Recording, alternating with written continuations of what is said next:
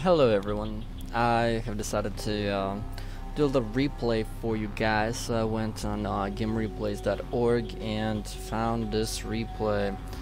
The matches between TSL Polt and M equals slash Stephano. I'll call him Polt and Stephano. Stephano is going to be our red Zerg player, spawning at the, I don't know, 7 o'clock position. And TSL Polt will be our blue Terran today. I am ever so excited about this matchup. I really don't know much about either player because I don't know much about either player, but I can't tell you on the fly as to what is happening. Let us see what is indeed happening. So we got Stephano's making your regular whatever starter. You got your blue Terran trying to do a wall off, you know, your usual tactics. Now we have it's not too early with a scout, but he went straight for the correct location, probably because he has seen I forgot how to do the fog before. Anyway, please guys forgive me. Anyway, finally Stephano's got a scout in Polt space. And he's seen the timing of the barracks. It's nothing special, trying to harass that little SCV worker over there. But like a correct pro, Polt sends another SCV in order to confuse it and annoy it. It's, you know, little things. Testing each other's APM. Speaking of APM, both players are averaging about almost 100, but at this point it doesn't really matter because it is the beginning of the game. But at my skill level, oh, I forgot to mention we had a 15 hatchery over here on the early expansion. That's a popular tactic against Terran players for the Zerg to do an early expand because not many Terrans are gonna risk doing an early aggression, or at least early enough to where the Zerg won't be able to defend against by the time it gets there. This is currently Zerg's best location because Zergs appreciate short distances, I believe. Oh, we see Polt putting down a bunker. It'd be quite a nuisance blocking this, not quite blocking this ram, but definitely being in the way of units coming through. It is actually quite a nuisance because Stephano is even sending all his drones. What is Stephano doing? He is definitely not fond of that bunker being there. Losing one drone, or maybe even 2 drones in the process. But it wasn't too bad. Finally, he got a couple of Zerglings out, so it shouldn't be a problem now to stop a couple of Terrans. We got 3 Terrans, and they're in a perfect position to be right in the corner. So it's really quite annoying, but he was able to just stop the bunker from being complete, which is what he wants to do. Now let's see the production tab. He's got even more Zerglings coming out, trying to definitely stop this from happening. Polt is not sending any more SCVs. Oh, there's one SCV coming in to try to finish that bunker. If he finishes that bunker, it'll be quite a defensive position. He put that one marine up there in order to have the high ground vision, but it doesn't matter too much now because of the positioning of those marines, they were able to maximize their damage. And as you can see, Stephano, well, they blocked about a similar amount of resources, but oh no, lost similar amount of resources but different amount of units because Terran units can cost slightly a bit more. Oh, good micro by Polt. Killing off this couple of Zerglings, but that was a fun little exchange. Back to the production tab, we can see that more Zerglings are being produced, a couple more barracks, so we're going into 3 rags. It's going to be a bio-heavy army and a command center, so we'll see if an expansion is going to happen. Well, I mean, probably will, but let's see if it's going to be a earlier expansion or if he's going to make a command center before transporting it. Actually, we have 4 barracks. I didn't even realize this. But the expansion for Stephano is up and running very, very nicely. The resource income is actually similar for both players because of the whole mule situation. Actually, TS Polt might be slightly ahead. So trying to be a nuisance against these walls, microing those Zerglings just enough to where they don't get killed, and actually breaking through this wall. What a deal! Now he is able to come in and see everything he has. He sees the 4 barracks. He sees that another expansion was about to come out, and even try to hide over here, but that's not gonna happen. What's important is that he has seen all of the bases. He sees that it's gonna be a bio-heavy army. Let's see if he's gonna get any starports out. Well, and as he has just saw it, what has been happening, he built a spine crawler, a little static defense. He is probably thinking, what do I do against the bio-heavy army? I have not even gotten to my hatchery yet. I'm sorry, I have not even done my layer upgrade. So he doesn't have many options as far as he can't do bailings at the moment. Well, he could, but I mean, what's the point at this point? Might as well go into the next stage of the game, such as you know, getting your layer, getting your infestor pit. But I mean, infestors aren't the only thing you can use against bio-heavy armies. You got nah, it's pretty much essential actually. I was just kidding. But I mean, of course, your Roach Hydra combo. Could be interesting, could be fun. Roach is soaking up the damage while Hydra's just eating through these Marines, just like eating them alive. Cause yeah, Marines are light armor. I don't know what Hydras are best against, just because I'm rusty at this game. But really, since I got this new computer and am able to do replays, I really want to try one out. Hope you don't mind. Let's speed this process up. More Zerglings are being produced, and I was wrong. He does go for little banelings. Little action happening over here. Polt missed micros, next to leads some of his army men straight into the Zergling midst without even looking. And let's see if he can get another surround going. He's going in against the wall. Good target fire, but he gets surrounded. He is able to stop the banelings, but at what cost? At the cost of all his units. Resources lost are still even.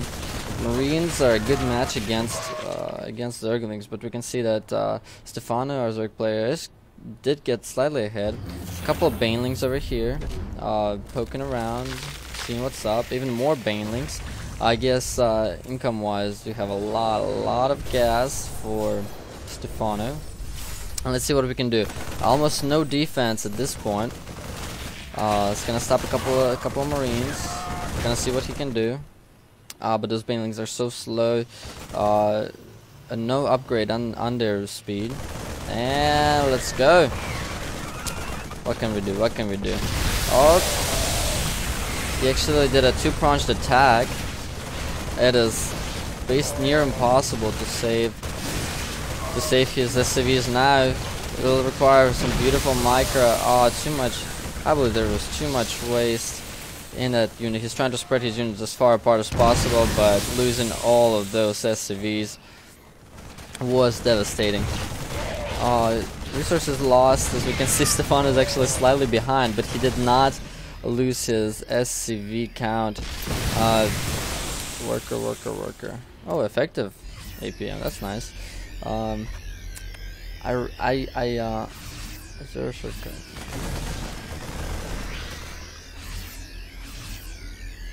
Control R. Ah, there we go. Alright, so yeah, he killed 20 workers.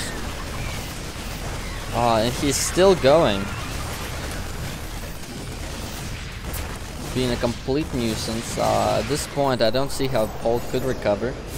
But I mean, he is a Terran player, so he can probably build up his army. It depends. Stephano has not been building too much drones in the meantime. It looks like he put down 2 evolution chambers, so he's probably going to switch. I want to say Hydra Roach, but he doesn't even have a Roach Warren anywhere. As far as Polt goes, he finally got his starport out, so, and a couple of medivacs. and was able to somehow scrape out enough force for a counterattack. But as you've noticed, Polt has been on 2 bases. I wouldn't say it has been giving him too much advantage, because we did see all those workers killed. But still, 2 bases. As a Zerg player, you always want to be 1 base ahead, and this is happening only now. Let's see units tab. Yep, only 10 workers ahead right now. But let's see what we can do. Yup, Polt's killing all his creep tumors. It's just, you know, one of those moments, because creep tumors are exciting. Oh, is he gonna be able to kill? Now gets his units surrounded, but he has those medivacs. So let's see if he's gonna do any micro. 1 medivac running away. Oh, surprisingly, Stephano has been focusing too much on minerals and not too much on and technology, not enough on forces. That is surprising, because he had such a huge advantage, and now he's just basically throwing it away. Look at all the units he's losing. Miss micro and is alright, never mind. But still, there was definitely a lot of miss micro there.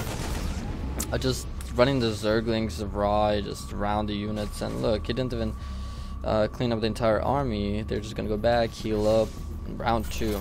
But I must commend Polt. If I was in his place, I would have given up by now. But what I've noticed between great Starcraft players and decent Starcraft players is that great Starcraft players have amazing amount of willpower. Yup, willpower. Willpower is that thing where you don't give up. Kind of like when you work out, people with willpower are able to work out longer, type of deal. You know, fun type of deal, fun type of stuff. back to the game. Production tab shows us that Stephano's still on only now getting his lair, and it's been what, 15 minutes. What a timing! But he's still going with the whole Ling Baneling combo. And let's see what he can do. Oh no, more creep tumors dying. Oh well. Again, not enough force, I don't think. Marines are running back to get away from the Banelings. Trying to minimize the damage.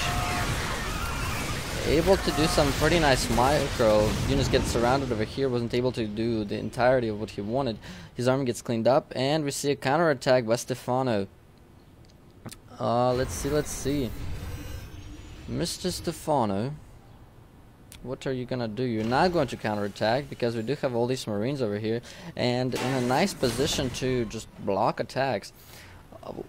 Back when I tried playing Terran, I noticed that being a Terran, it's more of a chess playing idea, not so much. I mean, during the fight. Ooh, nice tank placement. I forgot to mention that. Polt did get a couple of tanks to defend his base, but yeah, like I was saying, being a Terran is all about chess placement, kind of like playing chess defensively. I mean, of course, the fights themselves require some nice micro, like to minimize the damage of your units, but as far as static defense goes, it's very important to have your buildings in correct positions to where, especially against Zerg, to where you can just not get surrounded by Zerglings, not get picked off by just little things. Don't have any detection, I'd be worried, because, well, actually never mind. The only thing he would need detections for is for buried units. And I don't know if he's been scouting. No, he hasn't. He just has no idea as to what his opponent is planning. He knows that there's 2 evolution chambers, that's about it. Up, sees a couple of Zerglings, gonna kill some Zerglings. Third base is up and running for Stephano. His income is well above Polt's, but Polt is trying to move on. Up, getting a couple of drops over here, seeing if trying to split the army in a 2-pronged attack, splitting all his Marines up, and seeing if he can do some damage to the bases. And having his tanks down in lower ground. What a great strategy. Again, minimizing damage. All those Banelings died. Oh, but his bottom base is actually getting overrun by the other Zerglings.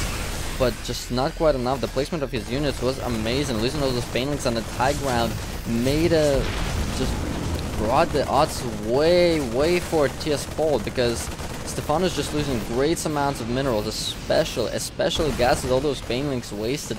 He could have had an amazing army of just huge units. He just has to make more Zerglings, and what else?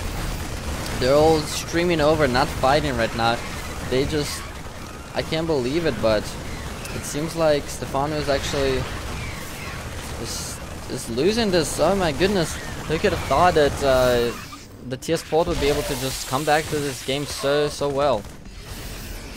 Oh, remember, but placed in position 4. As this one guy said, if you want to get ahead, if you're ahead, what you gotta do is get even more ahead. But we did not see in this case. Stephano has taken too many risks, continuing to produce too many Zerglings when he's seen that his opponent has an extremely bio-heavy army. Getting a layer at 15 minutes was a very silly thing to do. We can see that he's trying to hold on, but the tank placement is quite annoying. He's unable to. He's trying to get his level 2 armor so that he can withstand tank shots even better. At level 1 it takes 2 shots, but we can see that tanks actually, no, the tanks don't have any upgrades, so I don't, well, I mean, it's always nice to have level 2. The army just keeps growing. The thing about Terran is but if he is able to wipe out Terran army, it's, oh my goodness, once again missed micro, but he's finally able to kill off the army, or at least the tanks. There's one more tank remaining. He's able to wipe that out as well. But there's still more and more Marines, while no one knows Zerglings. He's producing 34 more Zerglings at the moment.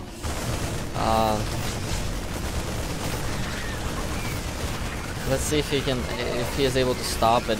The income is slowly is still ahead for Stephano, but resources lost. We can see that Terran is getting a lot more bang for the buck, as one could say. It's just very hard to micro with all the things coming up. Good placement. Just having those three Marines in between those minerals is just annoying, you know, because it makes them last so much longer against no matter how many Zerglings you have, because they can't surround, they can't two fight at once. And once again, that stops mineral production, that stops harvesting. It's a nuisance. So he's committed on Zergling power, you know. He is not, doesn't want to stop. Another queen coming out. Wow. I'm just awe-stricken by how well Polt is doing. A 4th base for Stephano, trying to get even more resources out. But TS Polt's finally getting his 3rd base situated, trying to see if what he can do and such. And let's see if he can. Once again, he doesn't have too much vision. He doesn't know what his opponent is doing. I'd be extremely worried that I don't know, something is coming, but nothing is coming. And what the heck? He's losing another queen, another queen. He lost his macro base a while back. More tank action. TS Polt realized that the strategy worked so well for him that he's just gonna try it again, and it is once again working extremely well. TS Stephano, come on, man. Why do you have to commit to banelings? It's just, it hurts me. It hurts me inside watching this decent Zerg player just commit so heavily to banelings. Alright, trying to overrun the army once again. I want to say doing decent, but his army just gets wiped out once again. And lost unit count is just skyrocketing. Our Terran player is 5,000 people ahead. I mean 5,000 resources ahead, man. What can I say? Finally, he was trying to see a slight counterattack. He might have seen that.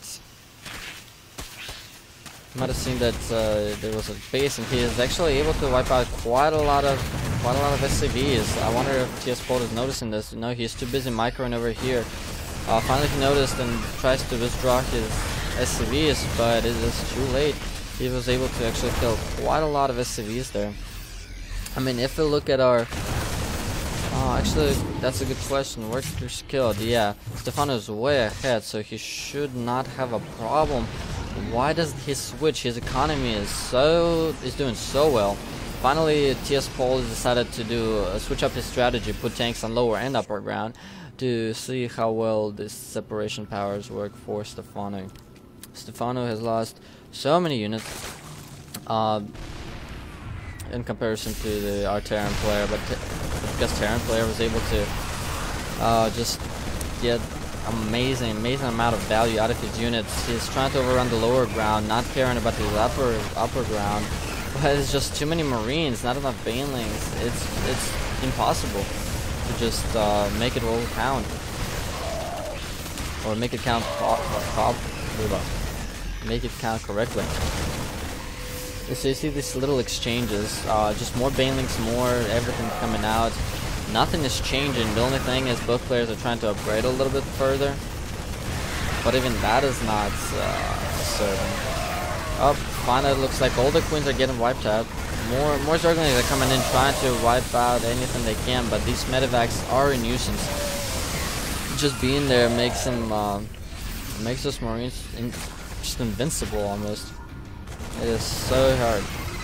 Both players are doing quite great once again. Lots of control groups, lots of everything, but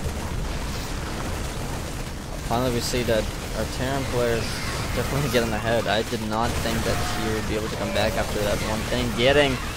Getting stuck behind the minerals once more, making this unit just freaking annoying and impossible. TS Polt's doing amazing with his medic micro. It's just so many bases are going for Stephano. I can't believe this match is still going. They are doing so well, and it's like deja vu over and over. TS Polt keeps putting tanks in the lower ground, and Stephano just keeps trying to take him out, but it's just not working as well as Stephano would hope for. And his layer's about to get wiped out by this lone army of Marines. He's trying to do a little counterattack, see if he can destroy more of his SCVs. And workers killed. That's 2-to-1, or slightly different ratio, but that's besides the point. What is in the point is that these Marines are still a nuisance over here, trying to kill everything, and we got just a few Zerglings finally taking care of these tanks. And I mean, they are able to take them out pretty fast. It's just a question of surround. It's all about surround, always. Are we gonna have a little surround happening over here? I don't know. Alright, so finally he's clearing up. All the workers are migrating to the last base. We're seeing a little counter clock. And our Terran player has only been on never mind, third base over here, that's right, but all the SCVs got destroyed on their lines. Our Terran player doesn't have much of else. He can just produce more and more Zerglings, try to keep in game. I believe this is actually game 3 of a best of 5 series.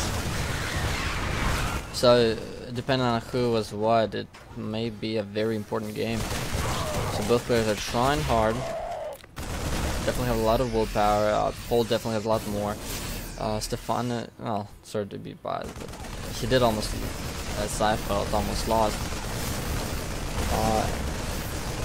And we can see Stephano was a little bit upset about this whole situation because he kept, it's just, it may be my opinion, guys, but Zergling Baneling the entire game. Why? Especially when you realize you lose a lot of units and your micro isn't the best. Why not upgrade? He had so much resource potential, so little scouting on the part of Terran, that he could have just produced a bunch of Brutalisks. Why not? Or Ultralisks is what I meant. Brutalisks aren't in the game, but who knows when they will be. I guess that's my little 5 cents on the story. I hope you guys enjoyed the commentary, and I'll hopefully see you guys next time, or something like that.